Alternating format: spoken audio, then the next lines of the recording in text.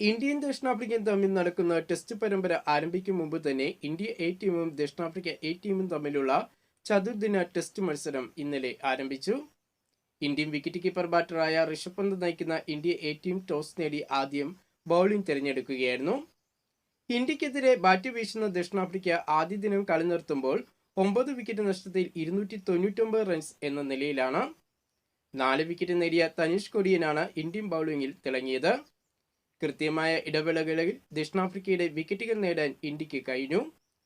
ദക്ഷിണാഫ്രിക്കൻ നിരയിൽ 3 താരങ്ങൾ അർദ്ധ സെഞ്ചുറികൾ നേടി. ദക്ഷിണാഫ്രിക്ക എ ടീമിനെതിരെ നടക്കുന്ന ചതുർദിന ടെസ്റ്റ് മത്സരത്തിൽ ഇന്ത്യൻ ക്യാപ്റ്റനായ ഋഷഭ് പന്തിന്റെ ജേഴ്സി മാറ്റം ചർച്ചയാകുന്നു. തന്റെ സ്വന്തം ജേഴ്സിയായ 17 നമ്പർ ജേഴ്സി ഉപേക്ഷിച്ച് 18 നമ്പർ ജേഴ്സി അണിഞ്ഞാണ് ഋഷഭ് പന്ത് ഗ്രൗണ്ടിൽ എത്തിയത്. ഇന്ത്യ സൂപ്പർ താരമായ വിരാട് കോഹ്ലിയുടെ ജേഴ്സിയുടെ നമ്പറാണ് 18 നമ്പർ.